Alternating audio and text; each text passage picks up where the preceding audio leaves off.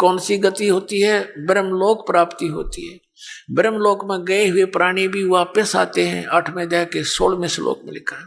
और गीता ज्ञानदाता दूसरे अध्याय के 12वें श्लोक में, चौथे अध्याय के 5वें और 9वें श्लोक में, 10वें अध्याय के दूसरे श्लोक में गीता जी में कहता है, अर्जुन तेरे और मेरे बहुत जन्म हो चुके हैं, तू नहीं जानता मैं जानता हूं। तो इसी सिद्ध है कि ब्रह्म का मंत्र का जाप करने वाले भी जन्म मृत्यु के दीर्घ रोग में ही ग्रस्त रहते हैं। फिर 17वें अध्याय के 23वें श्लोक में बताया कि वो सच्चिदानंद घन ब्रह्म की साधना। कौन से सच्चिदानंद घन ब्रह्म? 8वें अध्याय के प्रथम मंत्र में अर्जुन ने पूछा कि हे प्रभु, आपने 7वें अध्याय के 29वें श्लोक में जिस तत्ब्रह्म के बारे में कहा है कि उस तत्ब्रह्म को जानकर, सारे अध्यात्म ज्ञान को जानकर और सभी कर्मों से परिचित व्यक्ति केवल जरा और मरण से छूटने का ही प्रयत्न करता है। जरा माने बुढ़ापा और मरण माने मृत्यु। तो 8वें अध्याय के प्रथम श्लोक में पूछा, फिर किम तत्ब्रह्म, वो तत्ब्रह्म क्या है, अध्यात्म क्या है और ये कर्म क्या है? 8वें अध्याय के 3 श्लोक में गीता ज्ञानदाता ने कहा वो परम अक्षर ब्रह्म है, वो गीता ज्ञान दाता से अन्य है। और चौथे अध्याय के 32 और 34 श्लोक का ये निष्कर्ष है कि बताया है कि जो धार्मिक अनुष्ठानों की जानकारी है वो सच्चिदानंद घन ब्रह्म की वाणी में विस्तार से कही गई है। ब्रह्मणे मुखे शब्द है मूल पाठ के अंदर, चौथे अध्याय के 32वें श्लोक में। तो मूल पाठ में है ब्रह्मणे मुखे। इन्होंने अनुवाद गलत कर दिया, वहां पर गीता अनुवादकर्ताओं ने वेद की वाणी कर दिया। अरे भले आदमियों, ब्रह्म माने वेद होता है, ब्रह्म माने तो भगवान होता है जैसे, और वेद उसका संविधान है। जैसे राजा और संविधान में जो अंतर है, राजा का अर्थ कोई संविधान करता है तो कितना बुद्धिमान होगा, कति मूर्ख है। तो ब्रह्मणे मुखे माने सच्चिदानंद घन ब्रह्म ने अपने मुख कमल से जो ज्ञान उच्चारण किया वो सूक्ष्म वेद है, जो कबीर परमेश्वर ने अपनी वाणी में बोला और धर्मदास जी ने लिपिबद्ध किया, उसको सूक्ष्म वेद कहते हैं, कबीर वाणी है वो। तो यहाँ कहा चौथे अध्याय के 32वें श्लोक में और चौथे अध्याय के 34वें श्लोक में कि वो तत्व ज्ञान है जो 32 में बताया, और चौथे अध्याय के 34 श्लोक में कहा कि उस तत्व ज्ञान को गीता ज्ञानदाता कहता मैं नहीं जानता, उसको तो तत्वदर्शी संतों के पास जाकर समझ, उनको दंडवत प्रणाम करने से। गीता ज्ञानदाता पूरी गीता जी में अपने विषय में 18वें अध्याय के और 65वें श्लोक में कहे कि मुझे नमस्कारु, मुझे नमस्कार कर, मुझ में भाव वाला हो, मुझे ही प्राप्त होगा, मेरी पूजा कर। और यहाँ कहता है कि उनको दंडवत प्रणाम कर, केवल तत्वदर्शी संत को ही दंडवत प्रणाम का विधान है। वो अपने लिए भी कहता मुझे नमस्कार कर और दंडवत प्रणाम उनको कर, और वो तत्वदर्शी संत फिर तुझे उस परमात्म तत्व का ज्ञान कराएंगे। तो 15वें अध्याय के 1 से 4 और 16-17 श्लोक में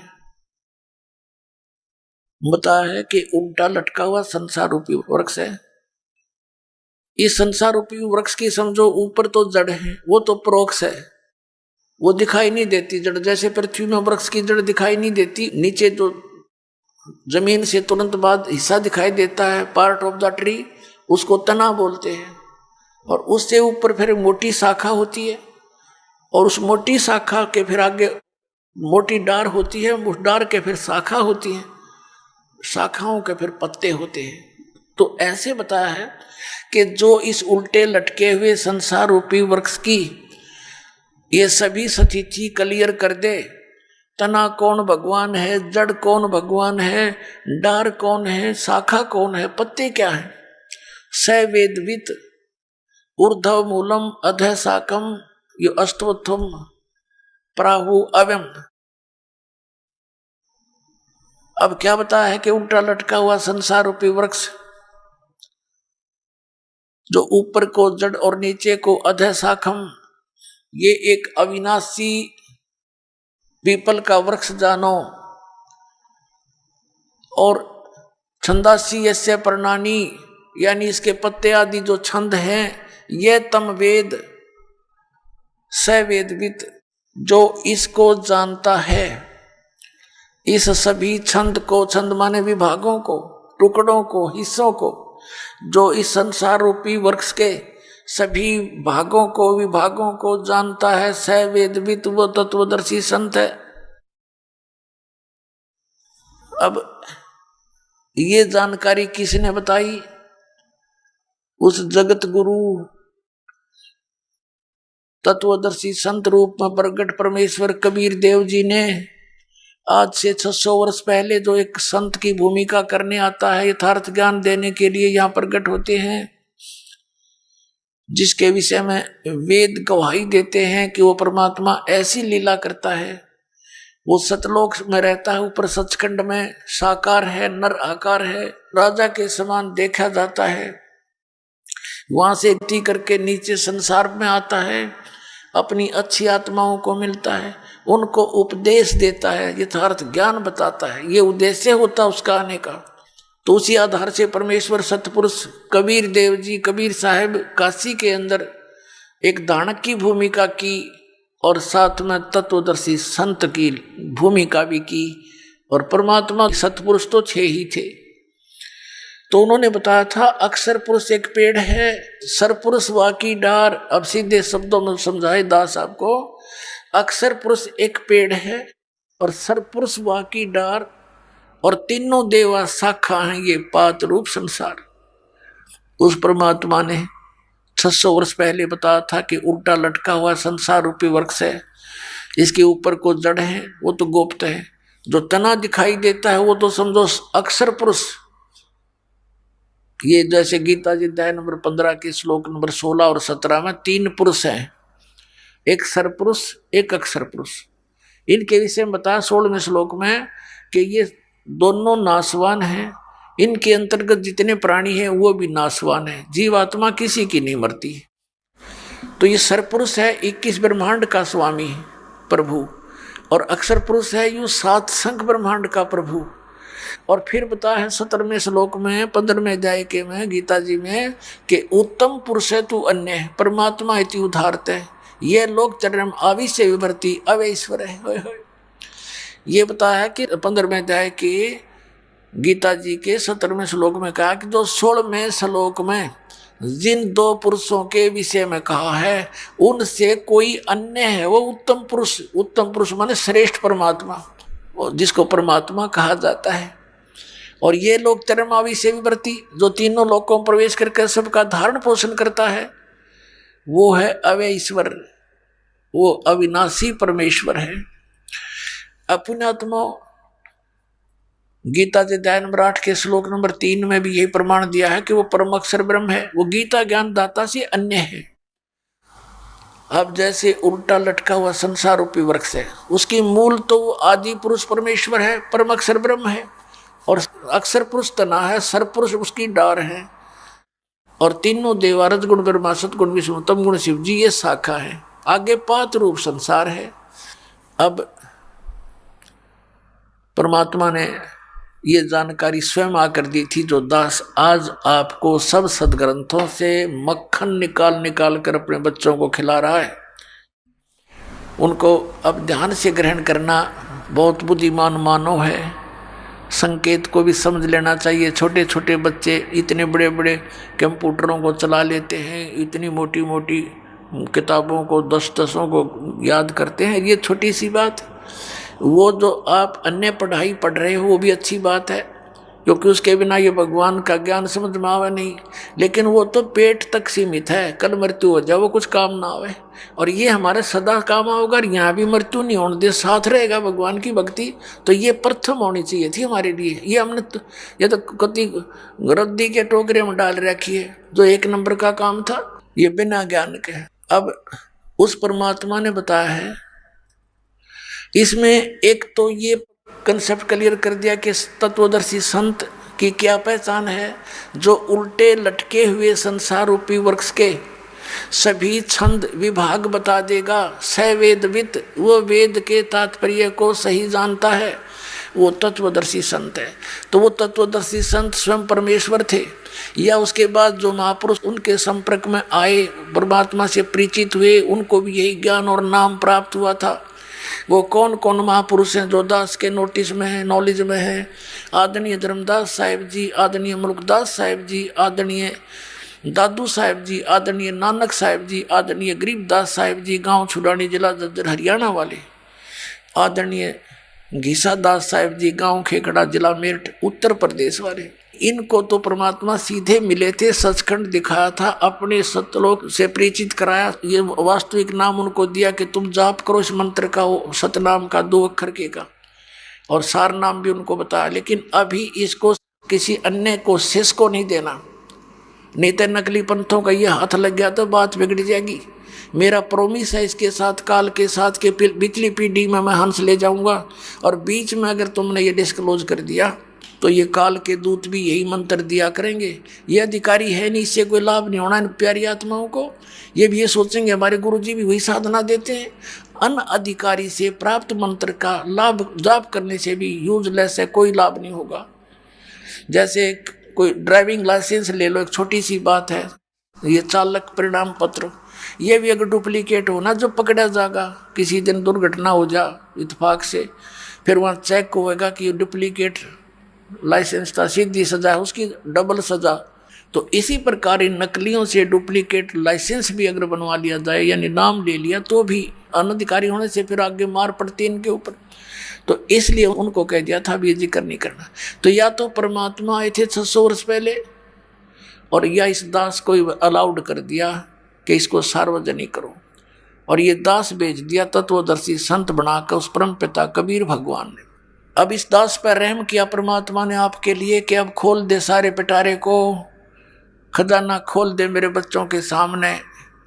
कल आपने सामने पढ़ा कि सभी पूरी सृष्टि परवानिक होई, पूरी सृष्टि का मानव इस सतनाम को ग्रहण करेगा, इसके पास कोई विकल्प नजर नहीं आओगा इस ज्ञान के आधार से, और सभी पार होएंगे, सभी सतलोक जाएंगे। इसलिए इंतजार किया, आए हैं सो जाएंगे राजा रंग फकीर, एक सिंहासन चढ़ चले एक जूड़े जा जंजीर। जो भक्ति सत नहीं करते हैं तो डुप्लीकेट संतों के पास करते हैं, वो तो बुरी दुर्गति होकर मरेंगे।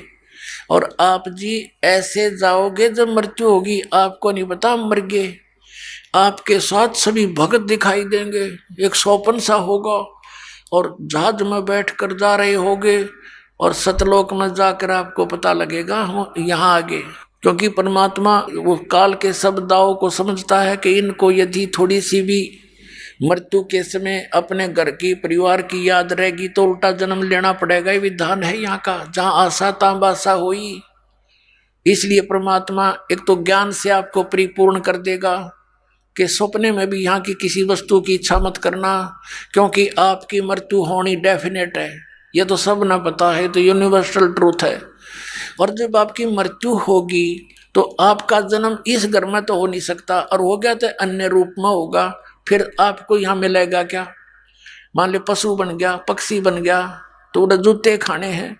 तो अब अपने बच्चों का करके परवरिश, इनको नाम पर लाओ, ये भी भगवान हवाला हो गए, भी इनकी रक्षक आप होगा परमात्मा।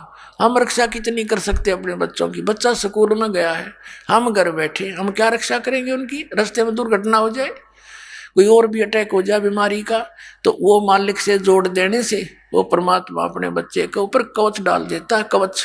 तो जिस कार्य को जीव नहीं कर सकता पीव किया करते हैं, तो हम पीव की शरण लेंगे सब। तो फिर अपना या मन से हटा ले कति के भगवान सपने में भी ना दोबारा जन्म हो जाए ऐसे गंदे लोक में। अब पुणात्मा हम फिर उसी प्रसंग पर आते हैं। इसमें ये पहचान भी बताई है परमात्मा ने। अब इस दास को दिया हुआ ज्ञान 600 वर्ष पहले अपनी अमृतवाणी में लिखा हुआ था, और परमात्मा ने कहा था धर्मदास तो लाख दुहाई, ये मूल ज्ञानी बकित बार न जाई। मूल ज्ञान बार जो पढ़ी बिचली पीढ़ी हंस नीतर ही, और इस मूल ज्ञान को तब तक छुपाई जब तक ये द्वादश पंथ ना मिट जाई। अब ये सारे पंथ मुरझा जाएंगे, ये कति खत्म हो जाएंगे। राधा स्वामी, धन धन सतगुरु, जय गुरुदेव पंथ, ब्रह्मा कुमारी और ये निरंकारी, ये सारे देखना सतपाल का पंथ, ये सुधांशु का पंथ, ये ब्रह्मा विष्णु महेश को ये सर्वशक्तिमान बताते हैं, आसाराम जैसे ये बहकारे दुनिया को। अब ये कति खत्म हो जाएंगे। कैसे होंगे? जैसे पहले हम किसान परिवार में जन्म था दास का, खेतों में देखा करते थे, वर्षा होती थी, कहीं पर आम के पौधे उग जाते थे, कहीं पर नीम के, तो हम कहीं कहीं से उनको निकाल लाते थे जमीन से अपने खेतों में लगाने के उद्देश्य से।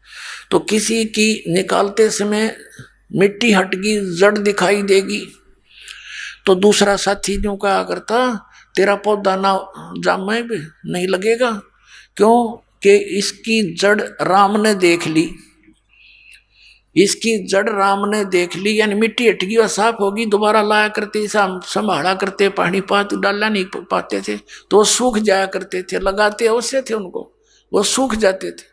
तो इन सभी पंथों की जड़ दास ने राम को दिखा दी, यानी थारे ताई दिखा दी। अब ये सारे मुरझा जाएंगे, कुछ दिनों में देख लियो,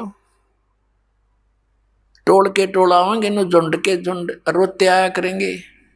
अब कितने दिन रोकेंगे इनको, झूठ बोल बाल के, झूठे आदेश दे करके। सबको भगवान चाहिए, सबको मोक्ष की आवश्यकता है, सबके घरों में दुख है, सुख केवल परमेश्वर दे सकता है, वो सुखदायी परमात्मा केवल कबीर साहिब है और कोई भगवान नहीं है। अब प्रसंग चल रहा है कि इसमें एक पहचान बताई है कि उल्टे लटके संसार रूपी वृक्ष के सभी भाग बता देगा, वो तत्वदर्शी संत है। फिर 15वें अध्याय के 4थे श्लोक में कहा कि तत्वदर्शी संत की प्राप्ति के उपरांत परमेश्वर के उस परम पद की खोज करनी चाहिए, जहां जाने के बाद साधक फिर लौटकर कभी संसार में नहीं आता। ये है वो पूर्ण मोक्ष, और उसी की भक्ति करो, और की नहीं। गीता ज्ञानदाता स्वयं कहता अपनी भक्ति को भी रिजेक्ट करता है कि उसी की साधना करो। फिर 15वें अध्याय के 17वें श्लोक में बताया कि उत्तम पुरुष तो अन्य है, जो 16वें श्लोक में सर्व पुरुष और अक्षर पुरुष के विषय में जानकारी है, उनसे भी अन्य है वो परमात्मा, और उस तीनों लोकों में प्रवेश करके सबका धारण पोषण करता है। यानी पूरे के पूरे वृक्ष को जड़ से आहार मिलता है, जो टहनियों तक जाता है और पत्तों तक। तो इसी प्रकार सबका पोषण करने वाला मूल है, वो जड़ है वृक्ष की। तो मूल परमात्मा सतपुरुष है, वो कबीर देव है। उस कबीर परमेश्वर से ही सब पूरे ब्रह्मांडों को आहार मिलता है, उसी से ये सब अपनी कर्म वर्क डन सभी वहीं से मिलता है, और सभी का वो एकमात्र दाता है। अब प्रसंग चल रहा है कि 8वें अध्याय के एक में अर्जुन ने प्रश्न किया, उसका उत्तर दिया 8वें अध्याय के 3रे श्लोक में। अर्जुन ने पूछा किम तत्ब्रह्म, जो आपने 7वें अध्याय के 29वें श्लोक में बताया गीता में कि उस तत्ब्रह्म को जानकर केवल प्राणी जरा मरण से ही छूटने का प्रयत्न करता, यहाँ की किसी वस्तु में इच्छा नहीं रखता। वो किम तत्ब्रह्म 8वें अध्याय के 3रे श्लोक में कहा है कि वो परम अक्षर ब्रह्म है। अब 15वें अध्याय के 17वें श्लोक में वो ब्रह्म की तरफ कहा है। 8वें अध्याय के 13वें श्लोक में गीता ज्ञानदाता कहता मेरा तो केवल एक ओम अक्षर है, नथिंग एल्स। फिर 17वें अध्याय के 23वें श्लोक में बताया है कि उस परम अक्षर ब्रह्म के पाने का ओम तत्सत इति निर्देश ब्रह्मण त्रिविध समर्थ है। उस सच्चिदानंद घन ब्रह्म यानी परम अक्षर ब्रह्म की साधना का, उसके पाने का ये ओम तत्सत केवल यही मंत्र है, नथिंग एल्स। और इसकी 3 त्रिविध समर्थ है, ये 3 प्रकार से सिमरण विधि है इसकी। और इस दास के अतिरिक्त 21 ब्रह्मांड में इस नाम से परिचित नहीं है कोई प्राणी। तो कितने संत पड़े फिरते नकली, इनके पास खक नहीं है, ये समाज के जीवन नाशक है। जिनके पास ये सतनाम और सार नाम है, ये 3 मंत्र का नहीं है, तो साधना भी व्यर्थ है। तो इसमें जैसे आपको बताया, एक साधना होती है, एक पूजा होती है। हम पूजा करते हैं मूल की, हम पूजा करते हैं उस परम पिता परमेश्वर सत्य पुरुष की, कबीर देव की, यानी संसार रूपी वृक्ष के जड़ की सिंचाई करते हैं, पूजा करते हैं, सेवा करते हैं। इससे हमें सर्व लाभ होंगे। और ये लाभ देगा कौन हमें? ये ब्रह्मा विष्णु महेश देंगे। जैसे किसी को पता हुआ कि मैंने सेब खाना है, तो सेब मिल रहा है कैसे? ये तो पता लग गया मार्केट में है, मार्केट में घूमे जाओ और देखा सेब ने, मिल नहीं सकता। आपकी जेब में पैसे हों, इतने पैसे हों जिससे सेब मिले, आम मिले, तो उसके लिए प्रोसीजर क्या है? उसके लिए मजदूरी करनी पड़ेगी आपने। वो मजदूरी साधना है, और पूजा आम खाने की है, यानी सेब प्राप्ति है। सेब की पूजा कर रहे हैं हम, और साधना कर रहे हैं मजदूरी। वहां से पैसे मिलेंगे, जाओ मंडी में, अल्लाह भाई सेब दे, पैसे दे सेब लो। तो ऐसे हम इस 3 मंत्र की जो जाप है या मजदूरी है, ये जाप करना है। और पूजा हम सतपुरुष पाने की, सतलोक में जाने की, वो पूजा है हमारी। तो ये पूजा नहीं इनकी। अब गीता अध्याय नंबर 8 के श्लोक नंबर 5 और 7 में गीता ज्ञानदाता कहता है, मेरी भक्ति कर मुझे ही प्राप्त होगा। युद्ध भी कर, युद्ध से भयंकर और बुरा काम कोई नहीं, सबसे घटिया अशांतिदायक। और कहते हैं युद्ध भी करना पड़ेगा, मेरी शरण में रहेगा तो भाई। और मेरा ओम नाम है, 8वें अध्याय के 13वें श्लोक में बता दिया। और मेरे ही पास रहेगा तो मेरी साधना कर मुझे ही प्राप्त होगा। युद्ध तो करना पड़ेगा, शांति नहीं। फिर इसलिए 8वें अध्याय के 6ठे श्लोक में कहा कि अर्जुन, ये नियम है, अंत समय में जो जिसके भी भाव में भावित रहता है उसी को प्राप्त होता है।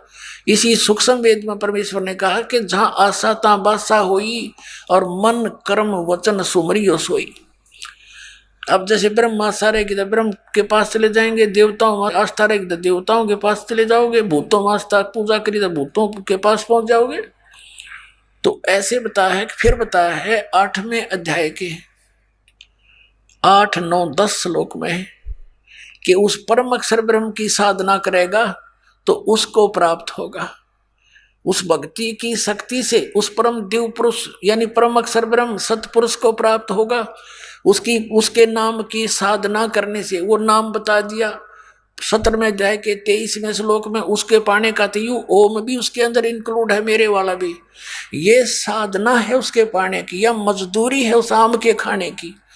ये पूजा नहीं है, इन मंत्रों की पूजा नहीं करे, ये तो हमारी मजदूरी है।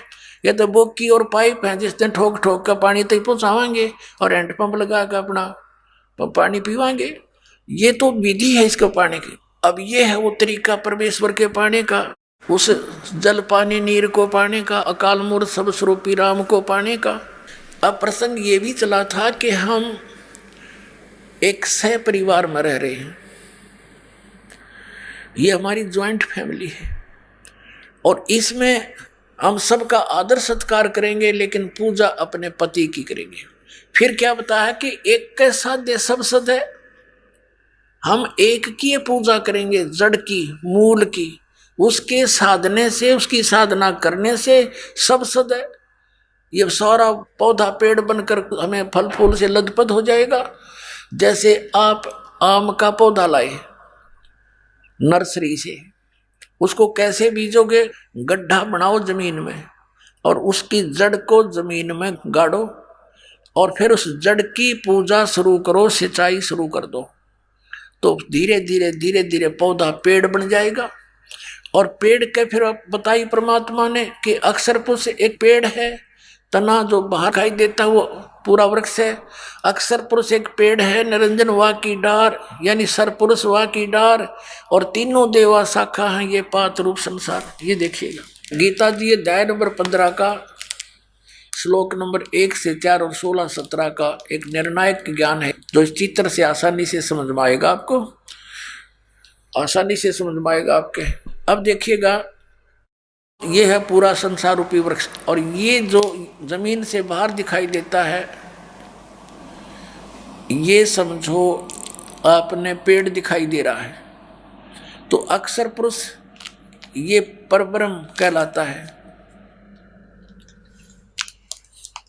ये तो समझो तना है, और ये सरपुरुष वा की डार, ज्योति निरंजन जिसे कहते हैं, सरपुरुष वा की डार, और तीनों देवा शाखा हैं। ये तीनों देवा शाखा हैं, ये पात्र रूप संसार है। रजगुण ब्रह्मा, सतगुण विष्णु, तम गुण शिव जी, तो ये शाखा है संसार रूपी वृक्ष की, और ये पात्र रूप संसार, हम यहाँ पर आगे हैं इससे। और ये मूल कौन है? ये परम अक्षर ब्रह्म है, ये पूर्ण ब्रह्म है, सतपुरुष है, परम अक्षर ब्रह्म है, ये कबीर देव है, कबीर साहब है। अब यहाँ देखिएगा इसके, ये परम अक्षर ब्रह्म है, पूर्ण ब्रह्म, इसको परमेश्वर कहो, परम अक्षर ब्रह्म कहो। ये जड़ पूरे संसार का मूल है, जिससे सबको आहार प्राप्त होता है।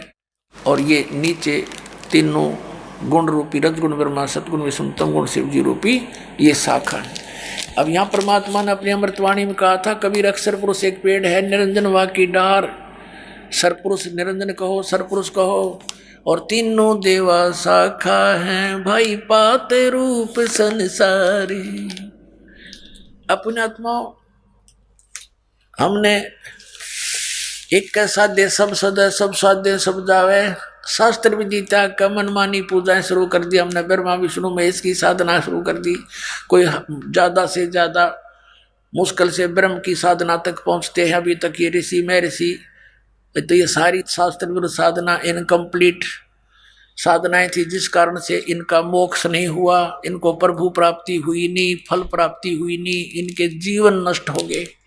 तो क्या किया इन्होंने, जैसे हमने पौधा कैसे बीजना चाहिए देखिएगा, हमने पौधे को गड्ढा बना के और ऐसे बीजना था,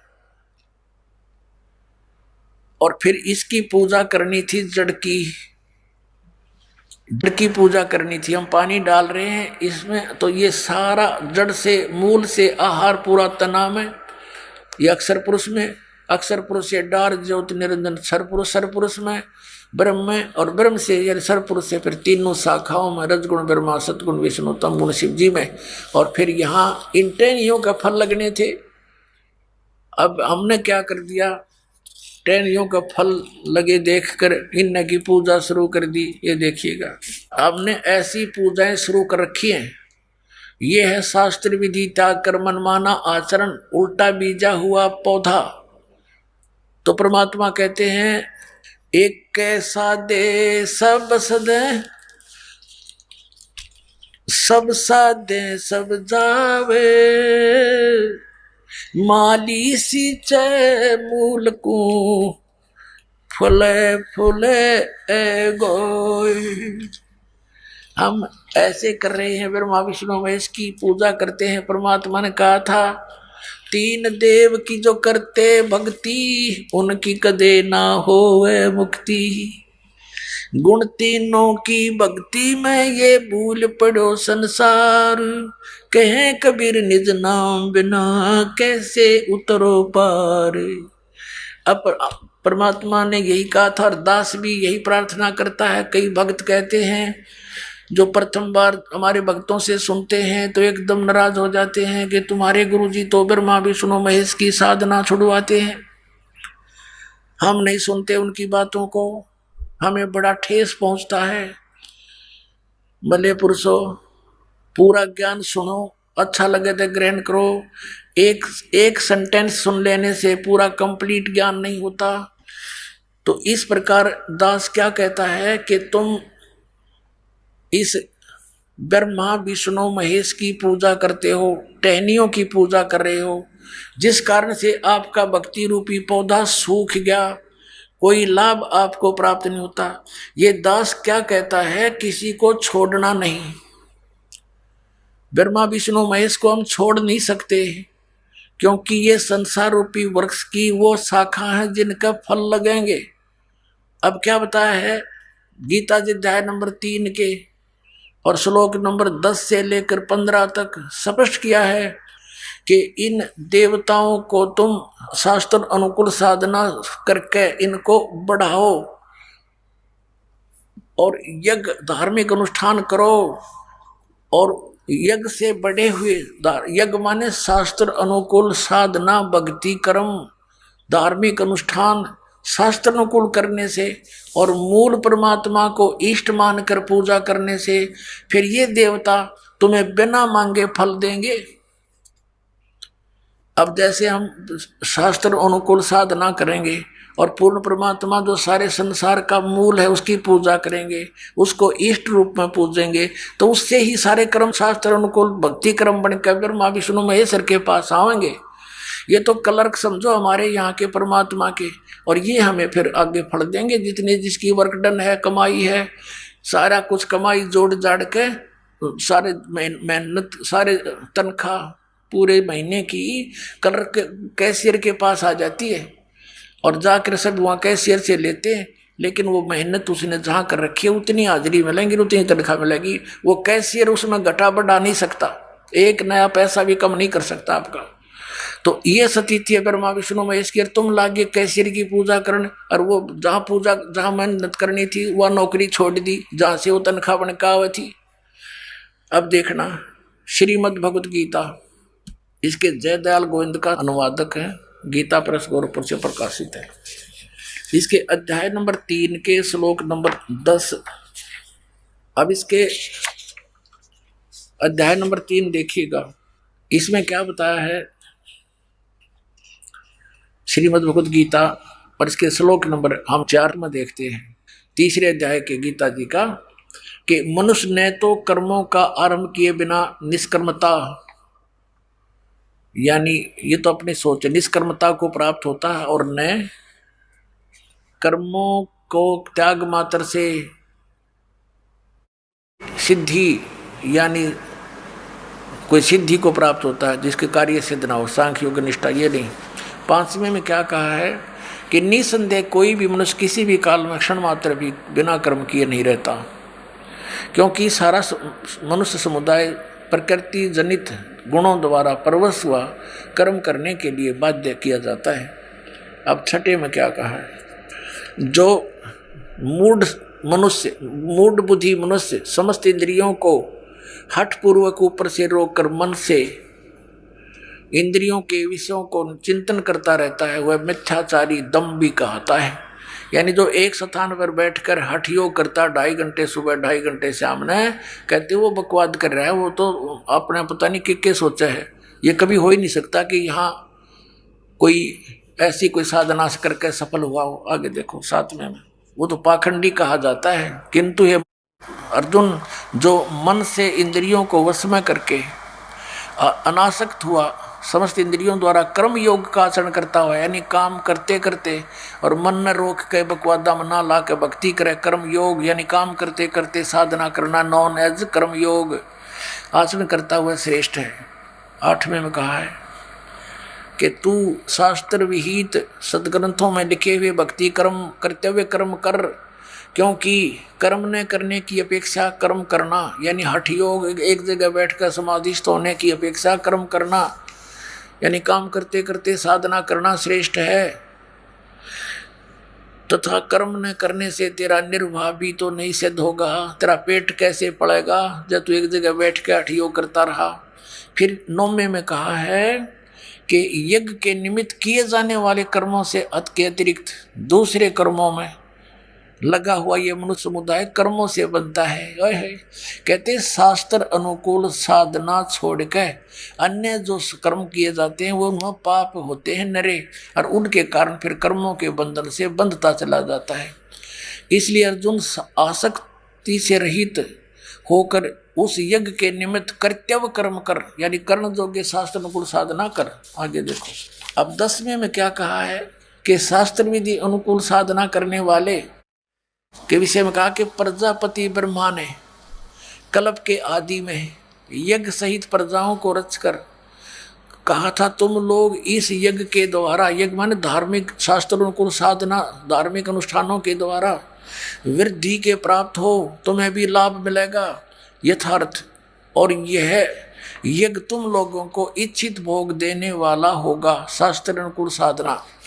11वें में कहा है कि इस यज्ञ के द्वारा देवताओं को उन्नत करो और वो देवता तुम लोगों को उन्नत करें। इस प्रकार निस्वार्थ भाव से एक दूसरे को उन्नत करते हुए तुम लोग परम कल्याण को प्राप्त हो जाओगे। फिर 12वें में कहा है कि यज्ञ के द्वारा बढ़ाए हुए देवता, यज्ञ के द्वारा बढ़ाए हुए देवता तुम लोगों को बिना मांगे ही इच्छित भोग निश्चय ही देते रहेंगे, और इस प्रकार उन देवताओं के द्वारा दिए हुए भोगों को जो पुरुष इनको बिना दिए, यानी शुभ कर्मों से प्राप्त शास्त्रों को साधना से प्राप्त धन का आगे फिर भक्ति में नहीं धर्म नहीं करता, तो बिना दिए ही तो स्वयं ही भोगता है, वह तो चोर ही है, सतेन है। अब फिर आगे निष्कर्ष बताता हूँ, थोड़ा फिर क्लियर करेंगे। 13वां है यज्ञ से बचे हुए अन्न को खाने वाले श्रेष्ठ पुरुष सब पापों से मुक्त हो जाते हैं। जो पापी लोग यानी जो साधना नहीं करते, दान धर्म नहीं करते, वे अपना शरीर पोषण के लिए ये अन्न पकाते हैं, वे तो पाप को ही खाते हैं। अब 14 और 15 में क्या स्पष्ट किया है? यहाँ लिखा है, ये 14 और 15 इकट्ठा ही है। संपूर्ण प्राणी अन्न से उत्पन्न होते हैं। अन्न की उत्पत्ति वृष्टि यानी वर्षा से होती है, वर्षा यज्ञों से होती है, और यज्ञ शास्त्र विहित कर्मों से उत्पन्न होने वाले हैं, यानी शास्त्र अनुकूल साधनाओं से सही भक्ति कर्म बनते हैं। और कर्म समुदाय को कर्म को ब्रह्म उद्भव, इन्होंने ब्रह्म का अर्थ वेद कर दिया, उद्भव माने उत्पन्न। यहाँ लिखना था ये कर्म, हम काल के लोक में ब्रह्म के लोक में फंसे तो हमने ये कर्म करने पड़े, इनके बिना मोक्ष और साधना नहीं बन सकती। इसका भाव ये है कि ये कर्म समुदाय को तू इस ब्रह्म से उत्पन्न जान, इस काल के द्वारा ये कर्म विधि विधान बनाया गया है यहाँ का, और ब्रह्म कार्य ने वेद कर दिया। नहीं, यहाँ लिखना था ब्रह्म को यानी सर्वपुरुष को अविनाशी परमात्मा से उत्पन्न हुआ जान। अक्षरम अक्षर उद्भवम, यानी इस ब्रह्म को, ये गलत लिखा है इन्होंने, ब्रह्म लिखना था, ब्रह्म को सर्वपुरुष को अविनाशी परमात्मा से उत्पन्न हुआ जान। इससे सिद्ध होता है कि सर्वव्यापी परम अक्षर ब्रह्म, सर्वगतम ब्रह्म, ये ओनली ब्रह्म नहीं है, इसके साथ परम ब्रह्म, सर्वगतम ब्रह्म, परम अक्षर ब्रह्म, सर्वव्यापी परम अक्षर ब्रह्म परमात्मा ही सदा यज्ञों में प्रतिष्ठित है। सभी यज्ञों में वो परम अक्षर ब्रह्म ही इष्ट रूप में पूज्य है, सबका वही प्रतिष्ठित है, पूज्य है। अब ये दास आपको फिर बताएगा, इसको जब समझ में आओगी, क्योंकि आप विद्यार्थी हो, ये दास इसका आध्यात्मिक टीचर है। और टीचर वही होता है जो बच्चों को उंगलियां पे गिनवा दे और पूरा सिलेबस याद करा दे। सिलेबस से बाहर जो पढ़ाता वो उनका नाशक है जीवन का। अब आपने देखा कि संसार रूपी वृक्ष की हम जड़ की पूजा करेंगे तो बड़े होगा पेड़, बड़ा होकर टहनिया का फल लगेंगे, तीनों देवताओं के, रजगुण ब्रह्मा, सतगुण विष्णु, तम गुण शिव जी के। अब इसमें क्या बताया है 3 अध्याय में 10वें 11वें श्लोक में कि तुम शास्त्र अनुकूल साधना करो जिससे तुम्हें बहुत लाभ मिलेगा, और उस यज्ञ के द्वारा बढ़े हुए देवता शास्त्र अनुकूल साधना से, मूल की पूजा करने से, परम अक्षर ब्रह्म को इष्ट रूप में पूजा करने से, वो संसार रूपी वृक्ष के बढ़े हुए देवता यानी बड़े होकर के टहनी बने हुए बड़े बड़े बढ़कर वो फिर तुम्हें बिना मांगे ही इच्छित भोग देते रहेंगे।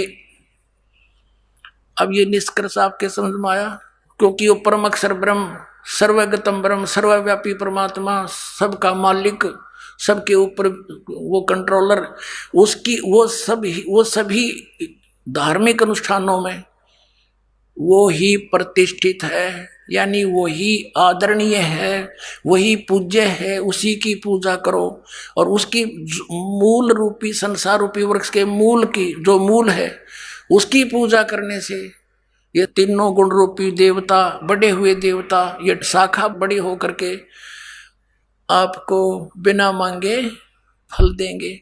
अब जैसे हमने ये पौधा बोया, देखिएगा, ये शास्त्र अनुसार साधना हमने की, ये इसी है पूजा की, तो क्या होगा, ये पेड़ बड़ा होगा, फिर ये पेड़ बन जाएगा, ऐसे ये पेड़ बन गया। अब यहाँ ये बढ़े हुए देवता, ये यज्ञ से, शास्त्र अनुकूल साधना से, पूजा से बढ़े हुए देवता, ये बिना मांगे इच्छित भोग तुम्हें देते रहेंगे। जब हम शास्त्र अनुकूल साधना करेंगे, आपके भक्ति क्रम बनकर ब्रह्मा विष्णु महेश के पास आएंगे, क्योंकि यहाँ के ये कैसी रस्म, तो फिर ये बिना मांगे देंगे, लदपद हो जाएंगे ये शाखाएं, अपने आप तोड़ो और खाओ, खुद भी खर्चो, औरों को भी खिलाओ। अब देखना, फिर 1 सेकंड आपको दिखाते हैं। यही गीता, श्रीमद् भगवत गीता, यही 3रा अध्याय हम पढ़ रहे हैं।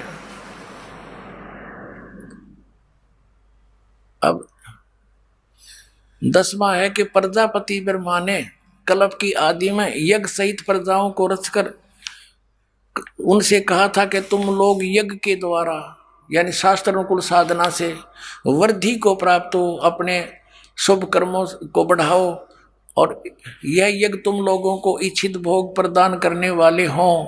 ये 5 यज्ञ होती हैं जो दास आपको बताएगा। 11वें में कहा कि इस यज्ञ के द्वारा देवताओं को उन्नत करो, यानी मूल की पूजा करोगे जड़ की, तब वो देवता रजगुण ब्रह्मा सतगुण विष्णु तम गुण शिव जी रूपी शाखा उन्नत होंगे। वे देवता तुमको उन्नत करें, फिर वो तुम्हें फल देंगे। इस प्रकार निस्वार्थ भाव से एक दूसरे को उन्नत करते हुए तुम लोग परम कल्याण को प्राप्त हो जाओगे। 12वें में कहा है यज्ञ के द्वारा बढ़ाए हुए देवता। अब यज्ञ से क्यों कर बढ़ाए हमने, ये आपको बता दिया कि संसार रूपी वृक्ष की, संसार रूपी वृक्ष की यानी पौधा समझो, उस पौधे को पेड़ बनाने के लिए हमने मूल की पूजा की, परम अक्षर ब्रह्म की साधना की, और उसकी पूजा में ये सारा ही प्रोसेस आता है। जैसे आपको बताया कि जैसे हमने आम खाना है उसके लिए मजदूरी करनी है, चाहे टोकरी मिट्टी डालनी पड़ो, कि तो ईंट भी उठा कर डालनी पड़े, कि वो मसाला भी सिर पे ढोना पड़े, कस्सी से भी कार्य करना पड़े। ये सारा ही मिला करके आम प्राप्त करने का प्रोसेस है। तो ये सारी ही जो साधना मजदूरी है ये उस परम पिता परमात्मा के पाने की है। तो हम मूल की पूजा कर रहे हैं, उसके लिए ये सब साधनाएं कर रहे हैं, तो फिर ये शास्त्र अनुकूल साधनाएं हैं। इससे फिर ये संसार रूपी वृक्ष की टहनियां शाखा बड़ी बढ़ेंगी, बड़ी हो जाएंगे, पेड़ बन जाएगा, फिर ये बिना मांगे इच्छित भोग तुम्हें देते रहेंगे। ये इसका निष्कर्ष है। आगे देखो 3 अध्याय का 12वें श्लोक में कहा कि यज्ञ के द्वारा बढ़ाए हुए देवता तुम लोगों को बिना मांगे ही इच्छित भोग निश्चय ही देते रहेंगे।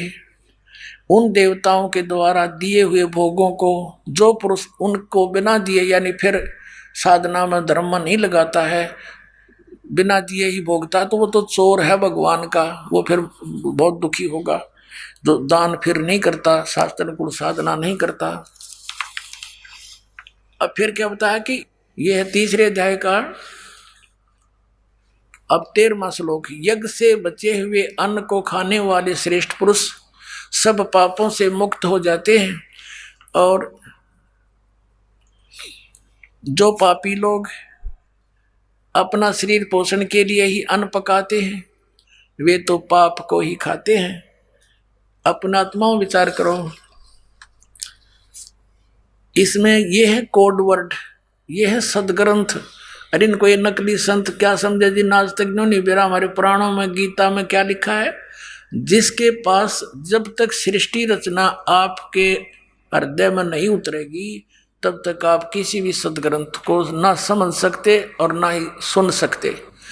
अब ये सृष्टि रचना आपको बार बार सुनाई जाती है। वो परमेश्वर ने जिसने सृष्टि रची, कबीर परमेश्वर ने, जुल्हाए धाणक ने काशी में आकर बताई थी, और वो दास आपके सामने बता रहा है। उस परमात्मा के द्वारा बताया गया ज्ञान, दास का अपनी तरफ से कोई योगदान नहीं है, एक शब्द भी अपनी तरफ से नहीं है। अब जैसे ये है शास्त्र अनुकूल साधना, और इसमें आप यहाँ देख रहे हो 500 यज्ञ कराई जाती है आपसे। एक यज्ञ है धर्म की, और दूसरी यज्ञ है ध्यान, तीसरी यज्ञ हवन की, चौथी यज्ञ प्रणाम, और 5वीं यज्ञ ज्ञान की है।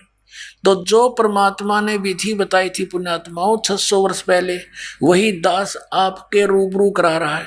इन नकली संतों ने इस साधना से दूर कर दिया हमारे को, या इन्होंने अपना लोक वेद सुना दिया। तो इनके पास ये यथार्थ मंत्र थे नहीं, सारी साधना नहीं थी। अब जैसे किसी ने तो इस 500 युगों में से एक आवन यज्ञ सेलेक्ट कर ली, और उसी में प्रभु पाकी आचार्य पाकी के घर घर जाकर बठबाड़ कर स्वाहा स्वाहा लोग दिखावा ड्रामा करके हो गया भक्ति।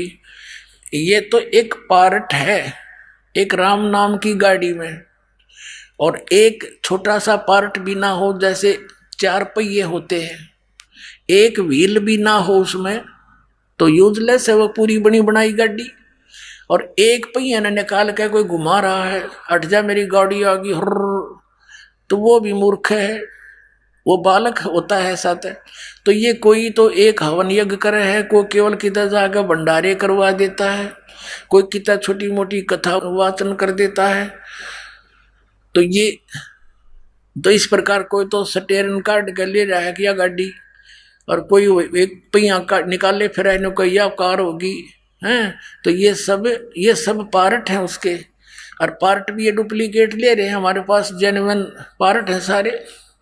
अब राम नाम की गाड़ी बना कर आपको दे दी, और देखियो सतलोक जाकर छोड़ेगी।